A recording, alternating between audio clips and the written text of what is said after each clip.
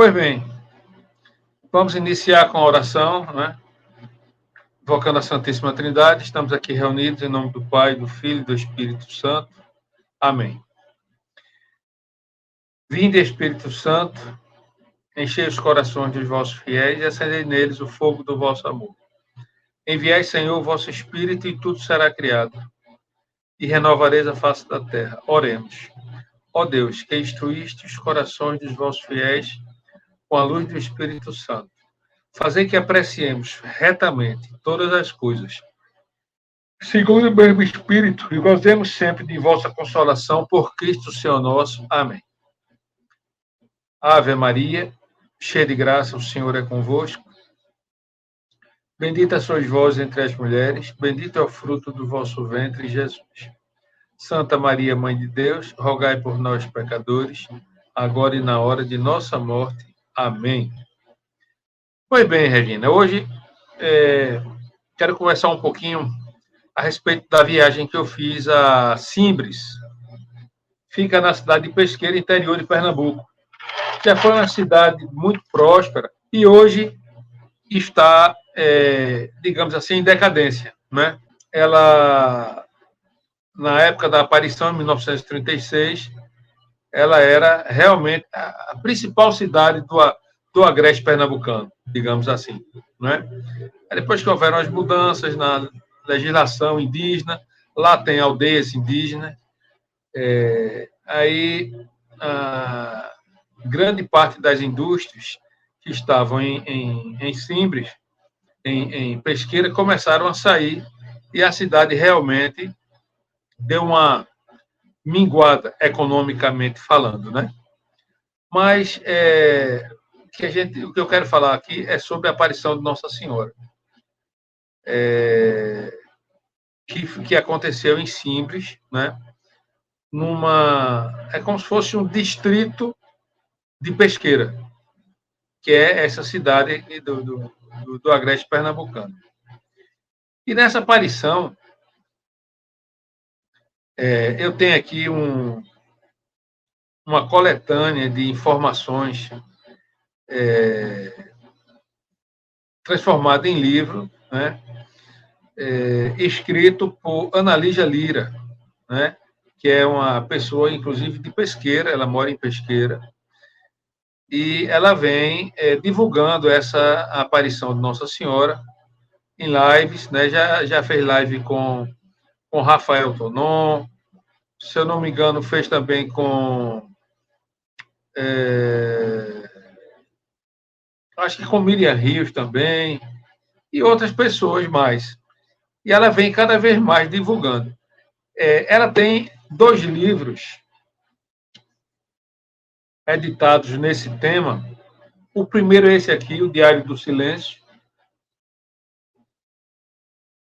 Esse eu ainda não li. Eu comecei a ler esse aqui. E foi o segundo livro que ela escreveu, que é O Inquisidor de Simbres. Esse padre aqui, chama-se José Kerli. É um padre alemão, não é? Ele veio da Alemanha já para cá, formado em medicina, é uma pessoa erudita, um intelectual, né? Tudo que ele escreveu, tudo que ele investigou sobre a aparição, ele encaminhou para a Alemanha, onde, na época, estava também uma aparição lá na Alemanha de uma mística que tinha as 5 chagas do Nosso Senhor Jesus Cristo, e ele pede para esses sacerdotes alemães, que também são intelectuais, entendeu? Teólogos, perguntarem para Nossa Senhora lá na Alemanha, digamos assim, perguntarem à mística se a aparição de Simbres era verdadeira, legítima. E a Nossa Senhora lá na Alemanha disse que sim, que era de Deus, né? Por que eles têm esse cuidado? Porque normalmente existe muito engano nessas aparições, né? Engano mesmo das pessoas querendo ganhar vantagem nisso, e aparições que são feitas pelo próprio demônio para perder as almas, entendeu? Então, isso existe ao longo do tempo da Igreja Católica, e os padres e os bispos, né, e o Vaticano, eles têm muito cuidado nisso, né, para determinar mesmo uma aparição como sendo legítima é muito tempo. Né? Essa daqui é em 1936, ainda está em processo. Né? Pois bem, então, nesse momento eu vou ler aqui algumas curiosidades da aparição. Vou ler o diálogo do padre com Nossa Senhora por intermédio das duas videntes. Ele fazia pergunta em alemão e elas respondiam em português. Ele fazia pergunta em latim e elas respondiam em português. Então, eu vou pegar o original, o documento original, que está aqui nesse livro, e vou ler um pouquinho aqui para vocês, nesse momento, e depois a gente vai aprofundando-se na história. Esse livro ele é prefaciado aqui pelo padre Duarte Lara e pelo padre Gabriel Vilaverde. Né? O padre Duarte Lara, ele diz, este é um livro fundamental para poder se compreender em profundidade as aparições de Nossa Senhora em Sinas. E o padre Gabriel Vilaverde diz, esta obra de Ana Lígia é a continuidade do Diário do Silêncio, com provas ainda mais convincentes da veracidade dessas aparições.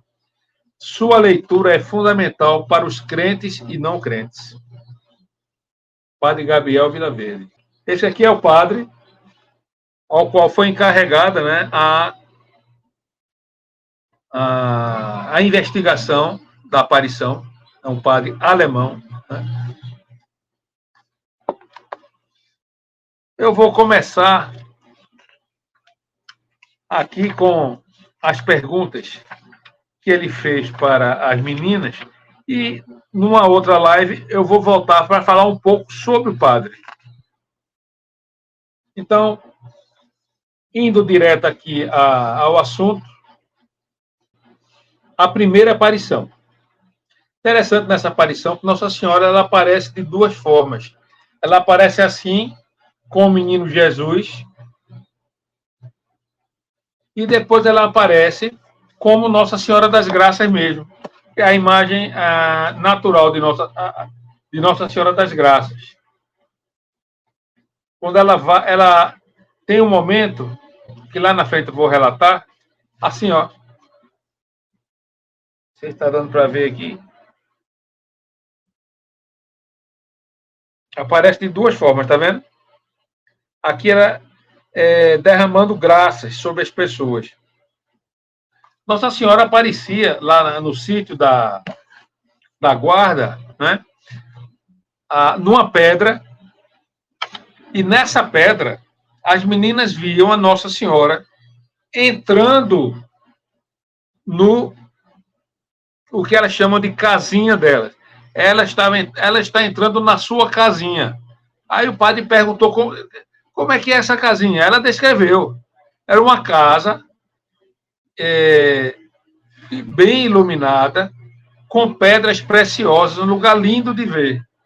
E ela entrava na casinha dela quando pessoas de má índole se aproximavam da aparição. Tudo começou em 6 de agosto de 1936. Arthur Teixeira mandou que sua filha Maria da Luz, junto com Maria da Conceição é como se fosse uma filha adotiva, fosse ao sítio para colher semente de mamona. Obedientes, seguiram as duas, conversando sobre o tempo passado de perseguição e perigo. E, dado momento, Maria da Luz pergunta à sua companheira, o que você faria se agora mesmo visse Lampião? Nessa época, Lampião aterrorizava o agreste. Não é? E eles estavam naquela região mesmo. Ao ponto do pai de Maria da Luz ter que sair de casa junto com a família e ficar embrenhado nas matas. para que ele não fosse na casa dele, porque quando chegasse que não tinha comida, que não tinha nada, Lampião fazia malvadeza, segundo palavras deles aqui. Só que a mãe estava grávida. A mãe de Maria da Luz, esposa do seu Arthur Teixeira, estava grávida, prestes a parir. E não podia ir para a mata. Aí ela teve o neném e esse menininho veio a falecer. O pai pegou e levou e enterrou ele no cemitério. E a mãe pediu a ele, ao filhinho, que dissesse a Nossa Senhora os problemas que eles estavam passando lá. Tudo isso precedeu a aparição. Vamos lá. O que você faria se agora mesmo visse Lampião? Perguntou Maria da Luz a Maria da Conceição, que era como se fosse uma irmã adotiva dela, né? Um era semi-analfabeta, Maria da Luz, e a Maria da Conceição era totalmente analfabeta. Imediatamente esta respondeu: Nossa Senhora havia de dar-nos um jeito para este malvado não nos fazer sofrer. E olhando em direção à serra, ficou por um momento surpreendida.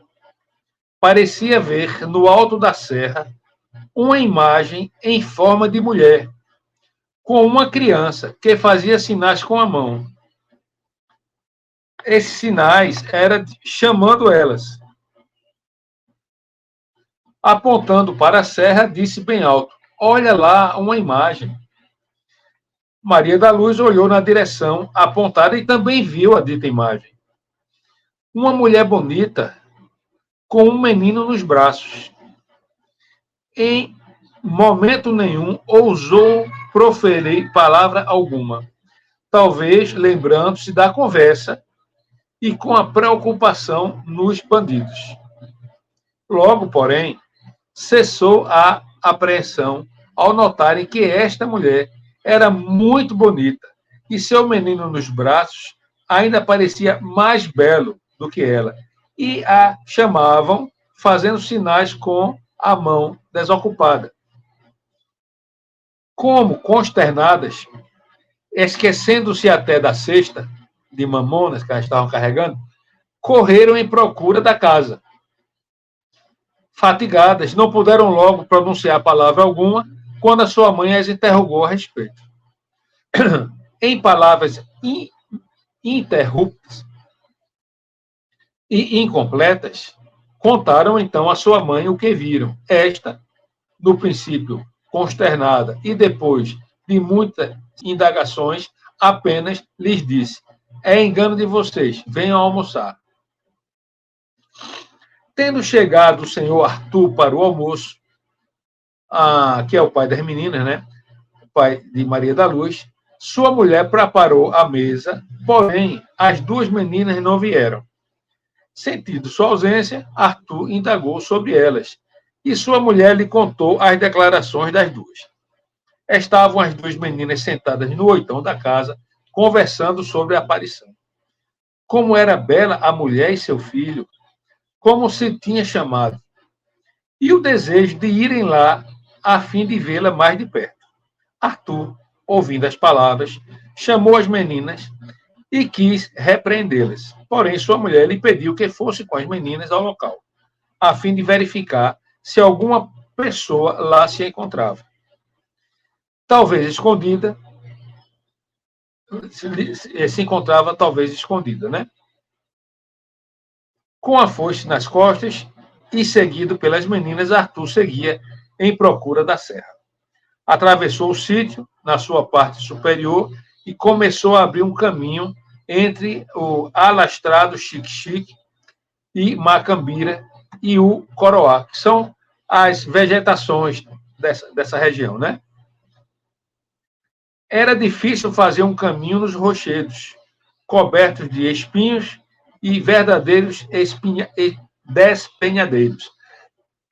Tinham-se passado uns 20 minutos e ele ainda não tinha alcançado o cume. Porém, como foi grande a sua surpresa em ouvir do alto as duas meninas chamarem seu nome e com júbilo apontando o lugar onde teriam achado a referida imagem. Ou seja, enquanto ele estava lá metendo o facão para cima para tentar passar, as meninas já chegaram primeiro do que ele lá em cima. Sem um arranhão. Como é que pode ter sido isso, hein? As meninas, ansiosas de verem a aparição, foram entre espinhos e garranchos, como voando até o lugar sem rasgarem os seus vestidos. Após 1000 dificuldades, Arthur Teixeira chegou onde as meninas se encontravam. E mais admirado ainda se mostrou em vê-las vencer todas estas dificuldades sem sofrerem coisa alguma. A serra é íngreme, imensa. E na época não tinha escada, não. Só conseguia subir descalço. Não tinha nada lá em cima. Era uma pedra imensa. Cuidadosamente o pai olhou os rochedos e a gruta em frente, porém nada pôde descobrir da figura da dita mulher vista pelas crianças. As meninas se cansaram em descrever e mostrar o lugar onde estava a imagem, como diziam. Porém, todos os esforços de Arthur, o pai, eram impotentes em ver a afirmativa de suas filhas. Já desenganado e convencido de que as meninas estavam alucinadas, veio-lhe a ideia de mandar perguntar de que se tratava.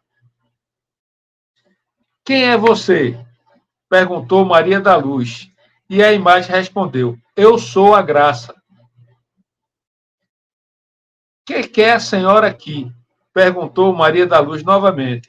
A aparição respondeu, vim para avisar que devem vir 3 castigos mandados por Deus. E com pouco continuou. Diga ao povo que reze e faça penitência. Surpreendidos pelas palavras da aparição, os 3 voltaram para casa silenciosos e contaram tudo à mãe da família. Esta, muito pensativa, deu seu parecer, tanto pró como contra. E de um dia para o outro, toda a vizinhança já sabia do acontecido. Os vizinhos vieram para observar o lugar e as 2 meninas, diariamente indo ao monte, viram a dita senhora, com a qual falavam e rezavam. Todas as tardes lá se rezava o terço e se cantava o ofício de Nossa Senhora. Observa, Regina, que até aí o padre não... Até aí, as autoridades da igreja não sabiam. Estava ali na vila, as famílias, tudo indo lá rezar o terço, rezar o ofício, né?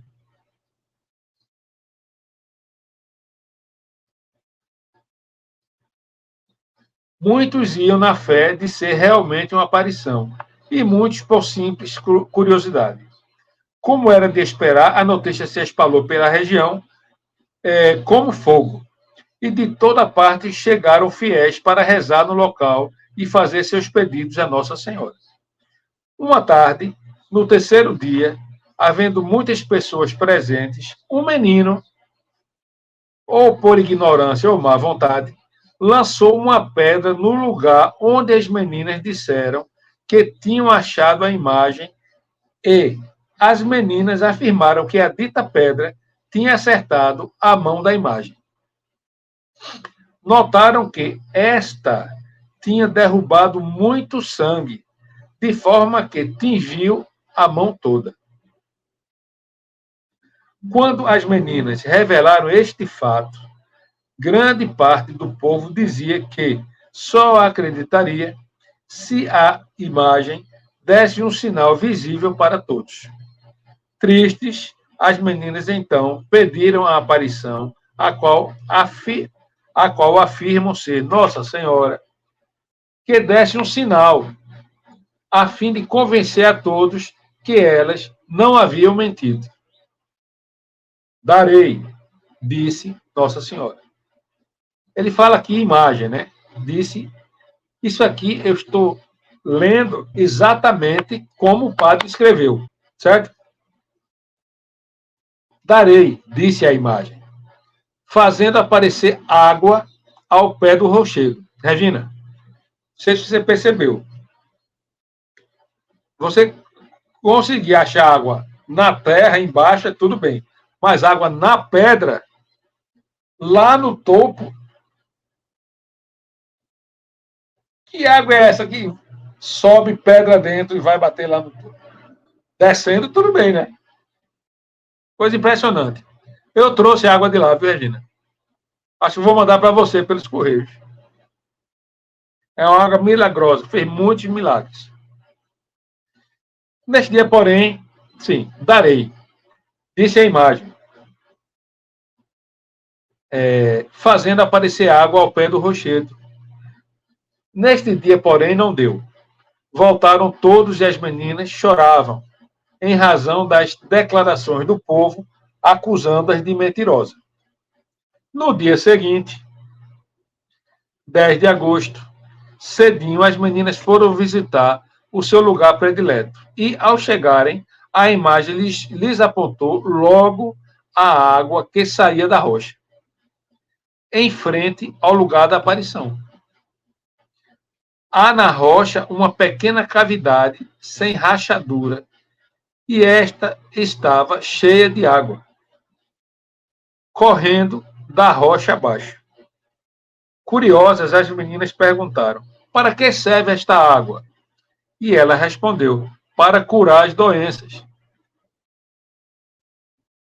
Com muito triunfo, as duas pequenas correram para casa a fim de avisar sua mãe do ocorrido. E foi nesta ocasião que a família toda, acompanhada de muitas pessoas, seguiu ao monte, onde verificou a presença da água e no lugar onde sempre se colocava a imagem. Haviam dois rastros, sendo um de uma mulher e o outro de um menino.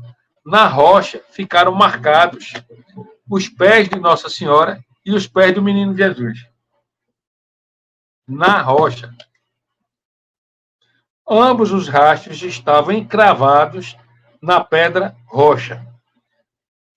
Perguntadas pelas meninas, a aparição lhes disse que um dos rastros era dela e o outro de seu filho.